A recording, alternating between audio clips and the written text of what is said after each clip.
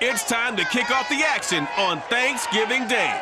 Chicago's won 6 of the last 7 against Detroit as the Bears look to feast on the Lions once again.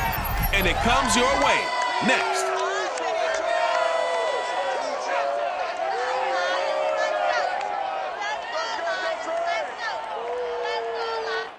Downtown between Brush Street and I-375. That's where we're located in the heart of Detroit at Ford Field, which first opened back in 2002. Both teams emerging from the Ford Field tunnels just a short time ago. And, of course, the loudest cheers were reserved for the hometown Lions. They're set to go as they will match up with the Chicago Bears. Brandon Gaudin joined as always by Charles Davis. CD, you look at the Bears in this one, they've got to be thinking, hey, we've got a good chance to be successful here running the football. No doubt about that, because that has to be their mindset. It should be their mindset. This is one of the better rushing offenses in the league, and they're squaring off against a team that's not at all strong on the other side of the ball. So this could be one where we see this offense try to impose their will through the trenches, and in fact, they should.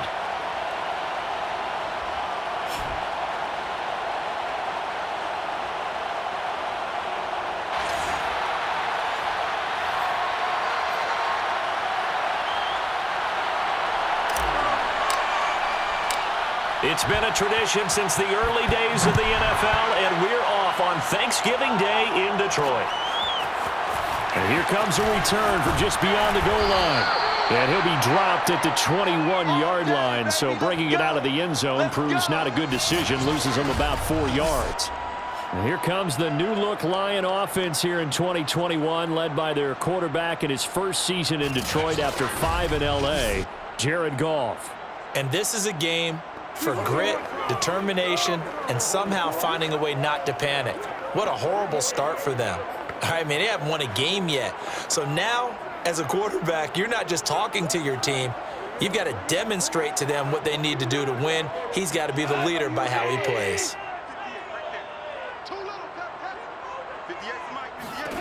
Now Goff on first down. And his first pass is incomplete. But Charles, this Thanksgiving tradition, so great. I mean, going back essentially through the full century of the NFL, I know you probably have a lot of fond memories of Thanksgiving Day football yourself. I certainly do, and I don't have the Turkey Bowl tradition. You know, the families that go out and play and then come in and sit down to their feast and watch football. But I remember reading remember the Lions jumping on the Packers on Thanksgiving Day. The only loss the Packers had in 1962, and they sacked Bart Starr over 10 times in that game. And I remember Dave Williams from the Bears returning the overtime kickoff for a touchdown to win a game on Thanksgiving Day. I remember so many different things happening, but how much fun is it each and every year to know that you've got football on Thanksgiving Day? So into Bear territory now. This is 1st and 10 at the 49-yard line.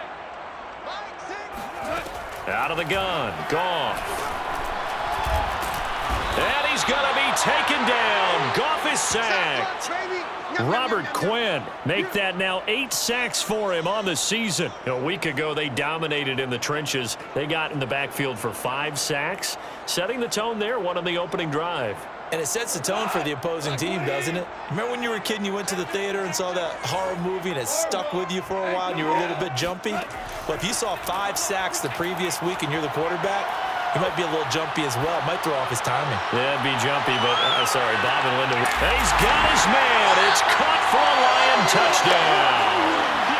Josh Reynolds, his 2nd touchdown on the season. And the Lions are going to take a first-quarter lead. When you think of guys that are built to be big-arm quarterbacks, Jared Goff, he fits that mold, and he showed it off right there. And we knew that this offense was going to try and put pressure on the secondary. That was something they talked about with us. They knew that they had an advantage, pressed it, and there you go. Big play for a touchdown on their very first possession. And the final number on Next Gen Stats, how about this? 71 yards through the air. Point after try forthcoming.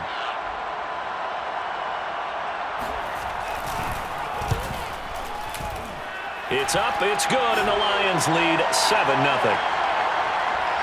5 plays there on that drive.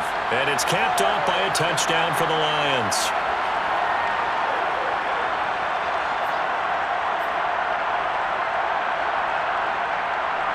The kickoff unit is out on the field, and they will send this one away. This is Jakeem Grant. And makes it across the 20 as his guys will set up shop at the 23-yard line.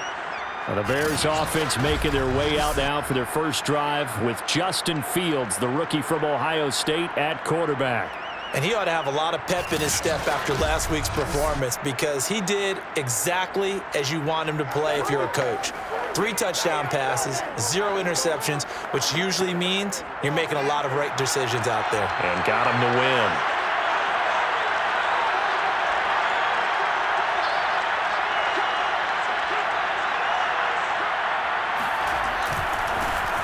They will run for the first time with David Montgomery.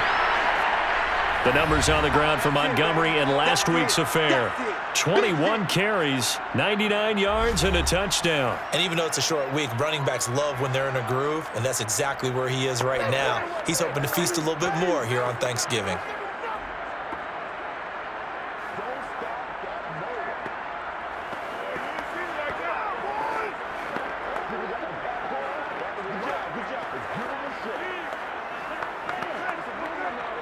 The last run good for 2. Here's 2nd and 8. Back to throw. Fields. He'll get this underneath to Montgomery. And from the 25, they work this to the 29, a gain of 4. We'll see what kind of mindset they have here offensively after giving up the touchdown on the opening drive.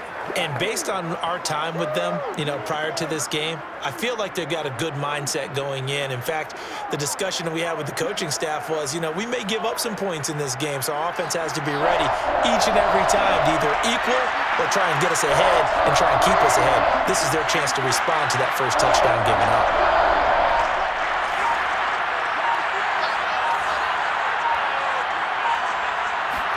Here's Fields.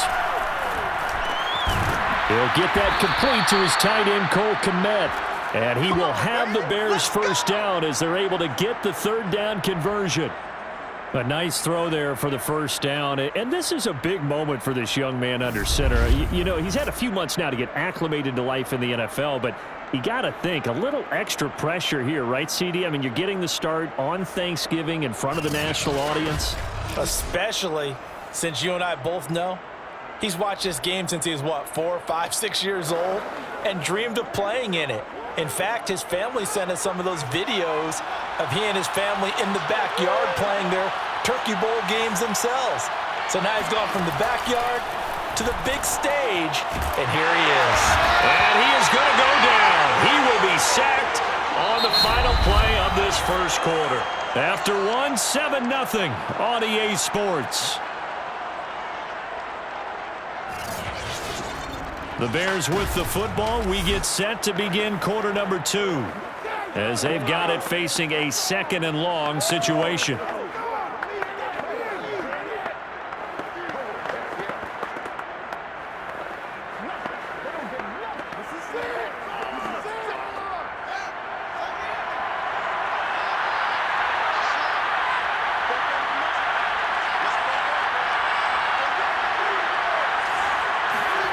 Another try after the first down sack.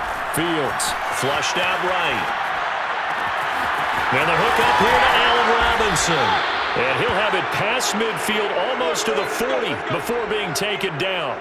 Getting it to him in space pays off big time. That winds up going for 31. For an offense that has not found the end zone yet, that's a big play. There's the spark right there. The big play that they needed. Now they've got to go ahead and finish this drive and put this ball in the end zone.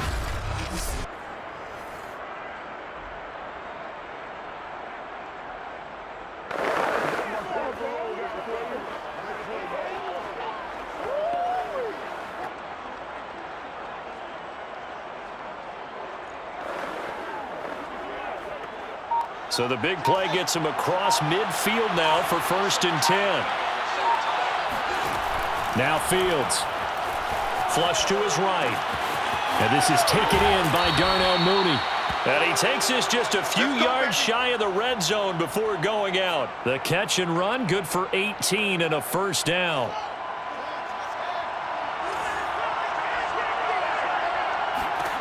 Fields now to throw. And his throw's going to be incomplete.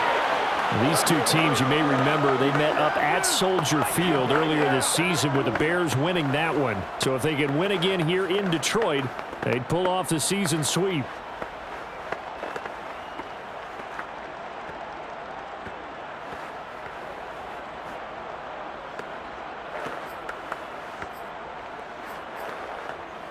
Second and 10.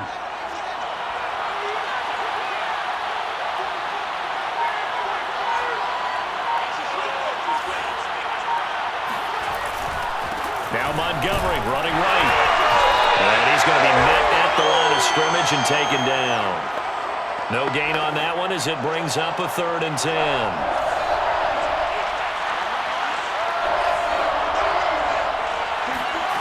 To throw is Fields.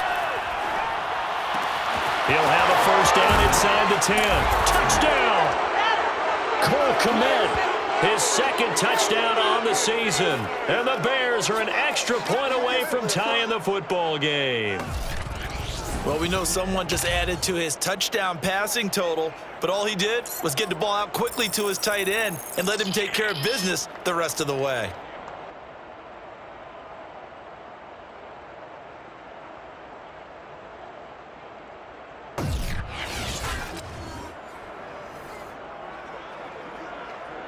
Cairo Santos on to try the extra point. It's up and good, and we're tied at 7 here in quarter number 2. That time a 9-play drive, and the end result is a Bears touchdown.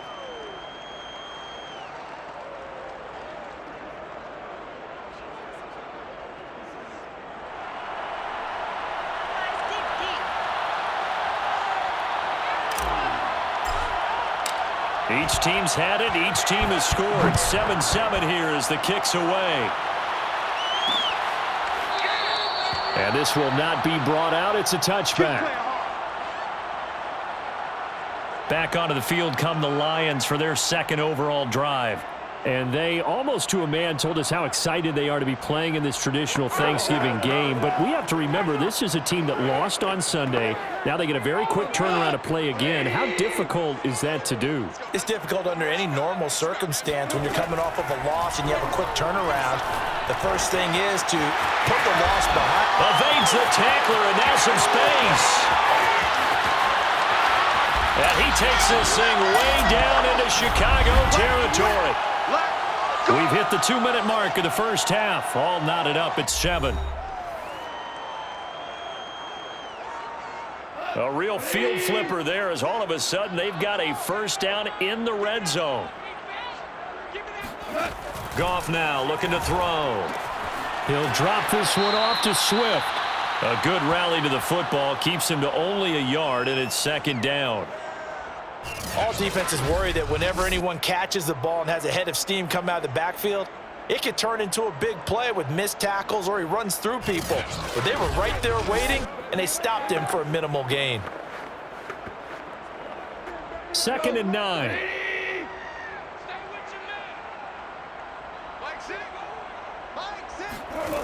Goff now looks to throw. He's going to get that to Swift underneath. Give him 2 yards on that play, and all of a sudden here it's 3rd down. And we see another pitch and catch there to the running back. This position just continues to evolve. They become just as critical to the passing attack as a lot of receivers, tight ends, because their ability to make people miss in the open field can really generate big plays for an offense. And in for the Lions touchdown. Geronimo Allison, his first touchdown on the year. And the Lions have taken the lead.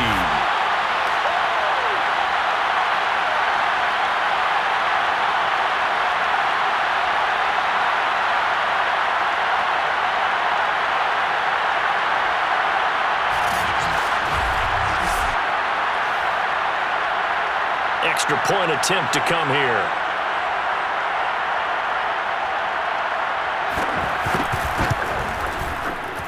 And he's got it. It's now a 14-7 ball game. The drive summary, 4 plays, 75 yards. And the end result, a Detroit touchdown.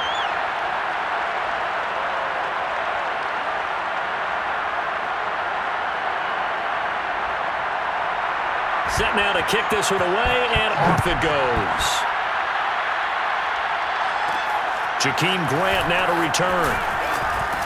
And he'll be tackled just shy of the 25. Let's go. Let's do this. Here comes Justin Fields and the rest of the Bears offense. Been a decent start for him here in this first half, but bottom line, his team's losing. They got to fix something. And it starts with him. He has to keep that little quarterback strut going right now to make sure that his team sees him as confident. Continue to try and up his game, but just let him know, hey, if I'm around, if I'm the one calling signals and throwing the football, just follow me, we'll get there. Sometimes that will do more to elevate a team than anything else. See if he has that confidence. On 1st and 10, here's Fields. And he finds his target. It's Marquise Goodwin. And they get him down, but not before he takes it across the 40-yard line. First play of the drive, a success, 19 yards. Eluding the pressure right. And he wisely will throw that one away. You know, thinking of this Thanksgiving Day game, Charles, for years we've heard the talk, why don't we open up these Thanksgiving Day games instead of just being Detroit and Dallas every year, give other teams a shot to host? I know you're kind of like me, a bit of a traditionalist, but what do you have to say to that, CD? I think it's a great argument, and the league could support it quite well, where you could move games to different spots and still be very successful on Thanksgiving Day. But you're exactly right. I am a traditionalist. I really don't want Detroit and Dallas to give up those slots. I like the fact that we watch them each and every year. But what I really like is that the league added a 3rd game in 2006. And usually it's division rivals, but that's the 3rd one of the day, and it caps off a great day of football. Now the Bears going to call the first of their timeouts as the clock stops here with 46 seconds remaining in the first half.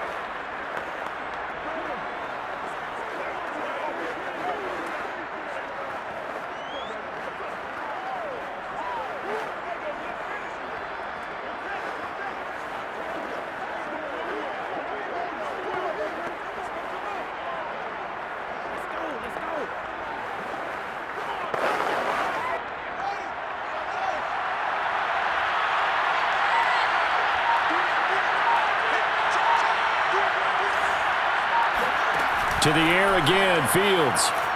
Escaping the pressure right. Nothing open downfield, so he'll throw it away. They've given up a few first downs on this drive, but getting the incompletion there, that should give them something to build on and maybe turn the tide.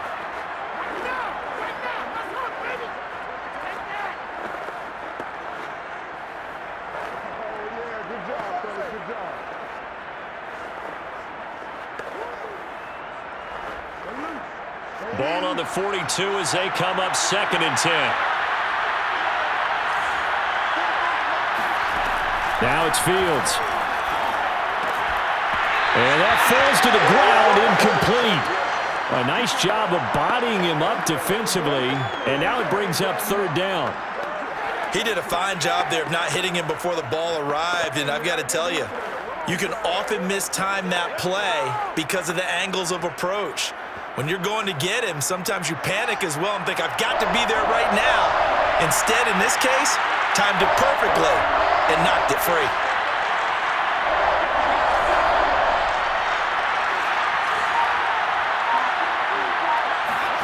Throwing on 3rd down, Fields. Flushed out right. And that is incomplete. That one brought back a few nightmares because when a quarterback gets outside of the pocket, your job as a defensive back, make sure you stay as deep as the deepest receiver and not let anyone leak behind you for a big play. A nice job there having discipline and not letting them connect on that pass.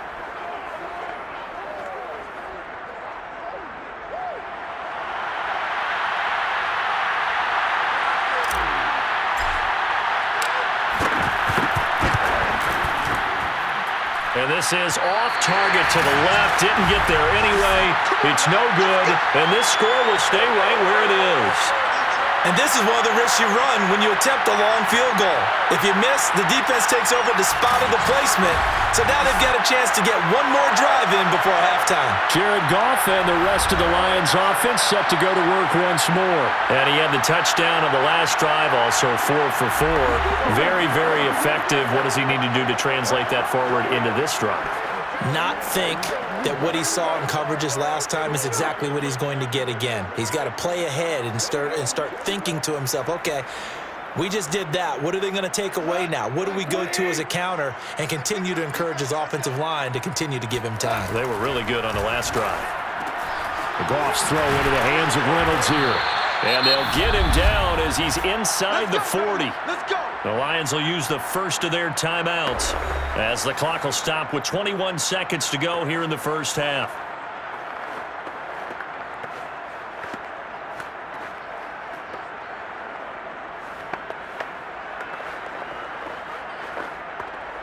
So from the 39 now, they'll come up on a 1st and 10.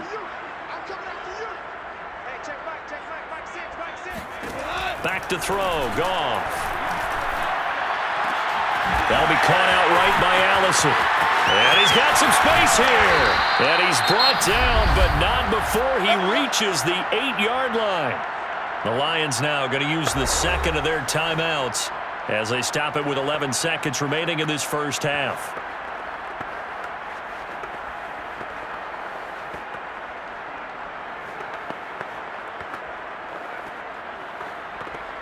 The chain gang hustling to catch up. Here's 1st and goal from just inside the 10.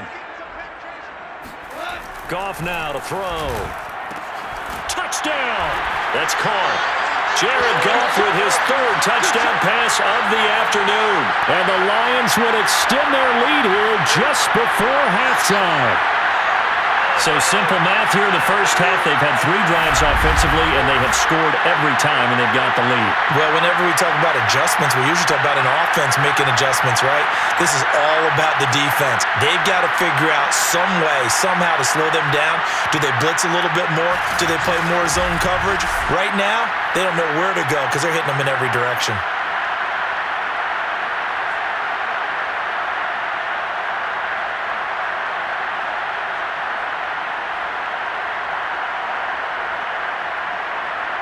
Now the try here for the extra point.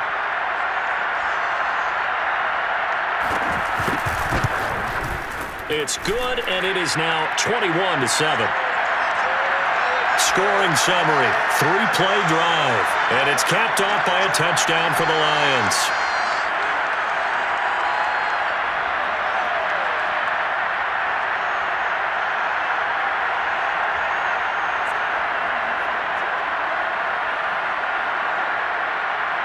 So just 8 ticks remaining here in the first half as they'll kick this one away. And here's Jakeem Grant from his end zone. And tackled at the 21-yard line, so a net negative there of 4 yards.